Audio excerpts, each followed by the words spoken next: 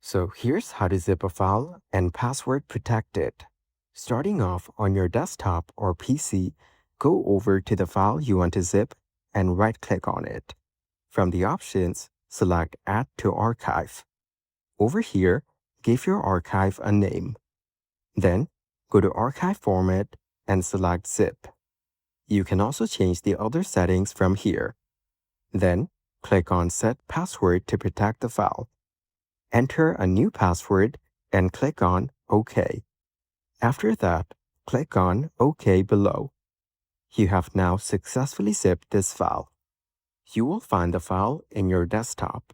Click on it to open. As you can see, you will now require a password to open this file. This way, you can keep any file protected. And that's it.